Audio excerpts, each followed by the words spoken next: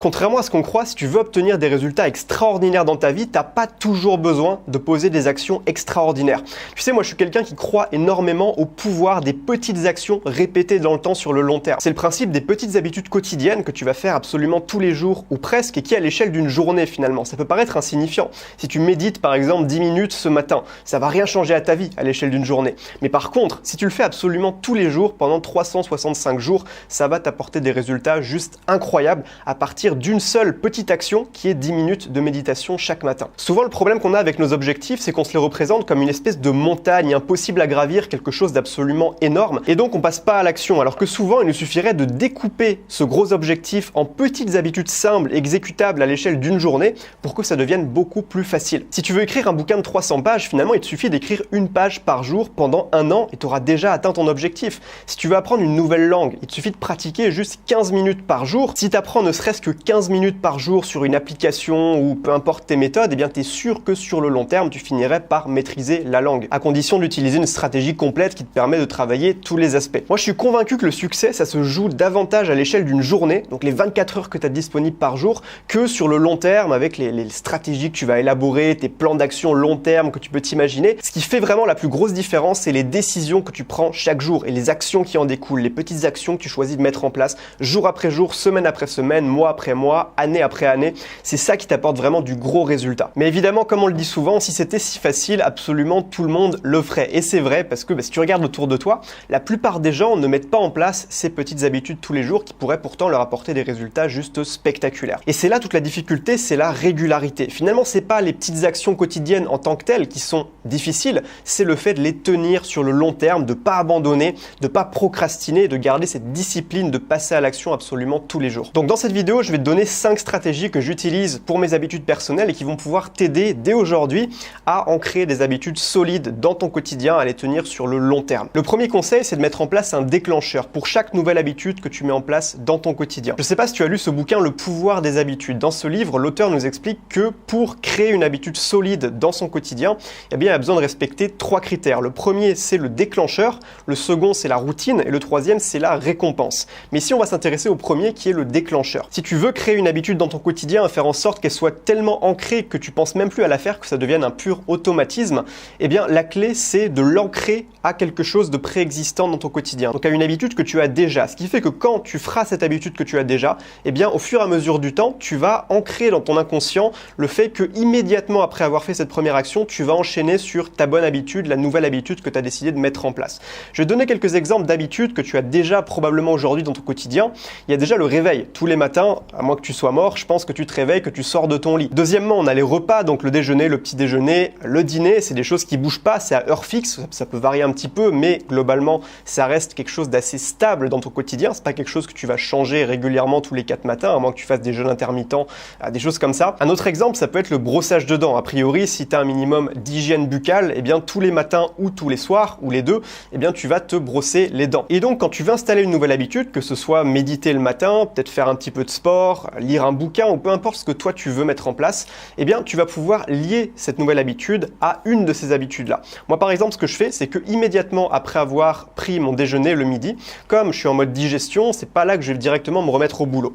Donc ce que je fais, c'est que je me pose tranquillement avec un café sur mon canapé et je lis un bouquin sur mon Kindle. À la base, moi j'avais pas mal de difficultés à garder cette habitude de lire des bouquins régulièrement, sauf que là avec le temps, j'ai associé psychologiquement la lecture avec le déjeuner et le café aussi également. Comme ça fait déjà un bout de temps que je le fais, et bien dès que j'ai terminé mon déjeuner, j'ai même plus à réfléchir, ça s'est bien ancré psychologiquement. Je sors mon Kindle, je me pose sur le canapé, je prends mon café et je lis pendant à peu près 20 minutes. Le deuxième principe maintenant pour mettre en place de nouvelles habitudes dans ton quotidien et les garder sur le long terme, c'est le principe d'association. L'idée c'est encore une fois d'associer 2 habitudes, dont une que tu as déjà et une qui est la nouvelle que tu veux mettre en place. Sauf que là, ce coup-ci, ce que tu vas faire, c'est que tu vas les combiner. C'est la combinaison d'habitudes. Le truc, c'est que souvent, on essaie de mettre en place de nouvelles habitudes qui sont difficiles à faire. Par exemple, faire du sport, c'est pas quelque chose que tu as forcément envie de faire à cet instant T. Tu préférerais peut-être mater une série sur Netflix ou alors bouffer un pot de glace qui est au congélo, mais faire le sport, ça demande un certain effort, ça demande une certaine volonté, une discipline pour le faire. Et donc, l'idée ici de la combinaison d'habitudes, c'est de combiner cette habitude difficile avec une habitude que tu as déjà, donc qui est déjà bien ancrée dans ton quotidien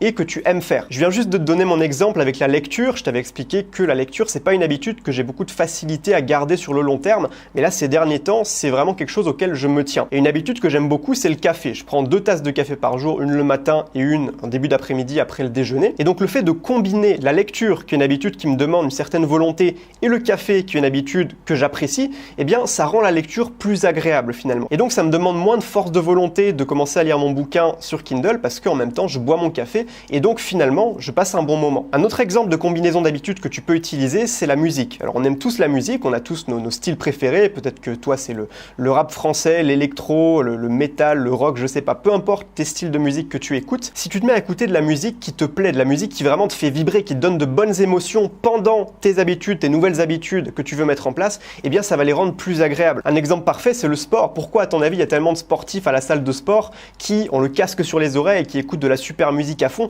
Parce que ça les motive, parce que ça leur donne la patate, parce que ça rend leur expérience finalement plus agréable. Ça, tu peux le faire aussi avec la méditation. Alors dans la limite du raisonnable évidemment, tu vas pas écouter du Booba ou du Caris pendant ta séance de méditation comme ceci, ça ferait un petit peu bizarre, je pense que ça te perturberait. Mais tu peux par exemple écouter de la musique zen, de la musique calme, relaxante. Moi c'est ce que je fais. J'aime pas méditer sans musique en fait, mais quand je mets de la musique pour méditer, tout d'un coup c'est plus facile, tout d'un coup je trouve que l'expérience est beaucoup plus agréable. Et donc ça te donne envie de le faire. Alors ça c'est des exemples évidemment, mais ce que tu peux faire c'est te poser la question, quelles sont aujourd'hui les habitudes que tu as déjà, que tu apprécies, et comment est-ce que tu pourrais les combiner avec des habitudes que tu veux mettre en place, que tu as envie de tenir sur le long terme. Et tu verras que si tu arrives à les combiner de manière intelligente, ce sera beaucoup plus facile et beaucoup plus agréable. Un troisième principe pour tenir tes bonnes habitudes sur le long terme, c'est de te fixer un objectif minimal. Alors un objectif minimal, c'est un objectif qui est volontairement très bas. Par exemple, ça peut être méditer pendant 5 minutes. 5 minutes de méditation, c'est pas grand chose. Si tu apprends une langue, ça peut être apprendre 3 nouveaux mots de vocabulaire. Peu importe, c'est adapté selon ta situation. Mais le but, c'est de volontairement se fixer un objectif très faible parce que le plus difficile pour réaliser ces bonnes habitudes, c'est toujours le démarrage. C'est pas le process. Une fois que tu es lancé dans la routine, que tu es en train de méditer depuis 5 minutes, c'est pas les 15 minutes suivantes qui sont les plus compliquées. C'est le fait de se mettre en mouvement, de passer d'un état zéro où tu es affalé sur ton canapé à un état de mouvement où tu es effectivement en train de réaliser ta bonne habitude. Quand on est super motivé pour améliorer sa vie, pour exploser ses objectifs, alors c'est super, mais le problème c'est qu'on a tendance à s'emballer et à se dire, ben voilà, moi je vais méditer pendant 1 heure par jour, je vais travailler 3 heures minimum par jour, je vais faire du sport, une séance de sport tous les jours de 1 heure. On a tendance à se fixer des objectifs beaucoup trop gros et qui sont finalement irréalistes. Alors sur le court terme, ça peut être tenu évidemment, à l'échelle d'une semaine, tu peux faire une séance de sport d'1 heure tous les jours pendant une semaine, mais le problème c'est qu'avec cette approche, on est déconnecté de la réalité parce que le but, rappelle-toi, c'est pas de passer à l'action pendant une semaine, mais c'est bien de passer à l'action sur le long terme, pendant 1 année, 2 années, voire même toute ta vie. C'est là que tu auras de gros résultats. Donc il faut prendre en compte ce facteur temps et te dire que au bout d'un moment, la motivation de départ, l'enthousiasme que tu as quand tu te lances, eh bien il va forcément retomber. Tu vas entrer dans la traversée du désert, tu auras moins envie de le faire tous les jours, ça va être plus difficile de passer à l'action et c'est la raison pour laquelle à ce moment-là, c'est très intéressant d'avoir cet objectif minimal parce que quand tu te dis en te levant le matin, je fais 5 minutes de méditation minimum, eh bien, tu n'as pas d'excuse. Tu es obligé de le faire parce que 5 minutes, c'est rien. 5 minutes, c'est trop facile. Et le but, évidemment, c'est de piéger ton cerveau parce qu'une fois que tu te seras mis en mouvement pour faire tes 5 minutes de méditation ou de lecture ou peu importe ton habitude, eh bien, ce sera beaucoup plus facile de continuer. Et donc, il y a de fortes chances qu'après les 5 minutes, eh bien, tu continues parce que tu es déjà dans le mouvement, parce que là, c'est devenu facile. Tu as passé l'étape de démarrage. Et puis, si jamais tu es vraiment dans un mauvais jour où tu n'as pas d'énergie, où tu as la tête dans le cul, eh bien, tu fais seulement ton objectif minimal. C'est pas grave. Il vaut mieux faire un petit peu, même si c'est pas grand chose, que ne rien faire du tout et procrastiner. Un quatrième principe pour tenir tes habitudes sur le long terme, c'est de réduire au maximum la friction. Je vais te prendre encore une fois mon exemple avec la lecture. Il se trouve que avant que je repasse sur l'appareil Kindle, je lisais mes livres sur le iPad. Le problème avec ça, c'est que mon bouquin se retrouvait au milieu de plein de distractions. À chaque fois que je voulais lire, eh bien, il fallait déjà que je déverrouille le iPad, qu'ensuite je trouve l'application, que je fasse attention à pas me laisser perturber par les autres applications qui capte très facilement mon attention. Et donc c'était assez pénible, il y avait de la friction au démarrage. Donc la friction au démarrage, c'est toutes ces petites étapes qui viennent parasiter en fait le processus de mise en route, le processus de lancement de ton habitude. Et là je suis repassé sur la liseuse Kindle et ça réduit énormément la friction. Pourquoi? Parce que déjà il n'y a pas toutes les distractions que j'ai dans le iPad, là c'est juste un appareil pour lire et pour rien d'autre. Aussi comme le seul but c'est de lire, et bien j'en ai pas besoin pour autre chose, donc je le laisse tout le temps sur le canapé qui est l'endroit où je lis, donc mon environnement de lecture, ce qui fait que j'ai pas besoin d'aller le chercher à chaque fois, c'est très facile. Et ça m'a beaucoup aidé pour lire plus aujourd'hui. Là, je lis absolument tous les jours, à peu près 30 minutes. Et c'est en partie grâce à ça, mais aussi grâce à toutes les autres méthodes méthodes que je te présente dans cette vidéo. Un autre exemple pour supprimer la friction au démarrage, si tu fais du sport chez toi à la maison par exemple, eh bien fais en sorte que tu aies toujours ton tapis au sol. Par exemple, si tu as un tapis pour faire des gainages, des pompes, ce genre d'exercice poids du corps, eh bien facilite-toi au maximum la tâche. Peut-être le soir, tu vas pouvoir mettre tes affaires de sport directement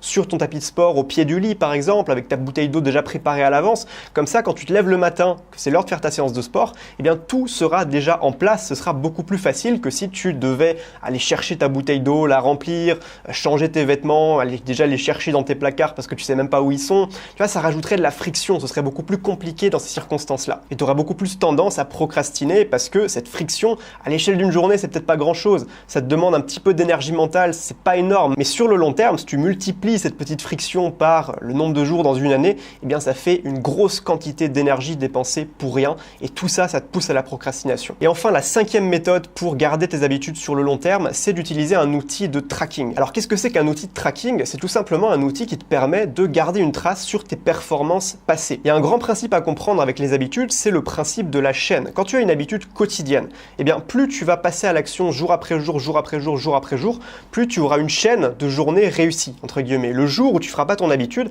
eh bien tu vas casser cette chaîne. Si par exemple tu as fait ta séance de sport pendant une semaine non-stop, bah, ta chaîne elle fait 7 maillons, mais si le 8e jour eh bien tu le fais pas, tu vas briser cette chaîne. Et le truc c'est que si tu prends la peine de visualiser cette chaîne, donc soit de la dessiner sur un calendrier par exemple, ou alors ça peut être avec une application. Moi j'utilise une application qui s'appelle Strix, qui est pas mal. Il y a aussi l'application Productive, l'application Fabulous, enfin il y a des tonnes d'applications qui te permettent d'avoir un suivi sur tes habitudes. Quand tu utilises un système comme ça, soit physique, soit numérique, eh bien tu visualises immédiatement la taille de cette chaîne. Et plus cette chaîne sera grande, plus ça fera longtemps que tu fais ton habitude absolument tous les jours, eh bien plus tu te sentiras fier de toi.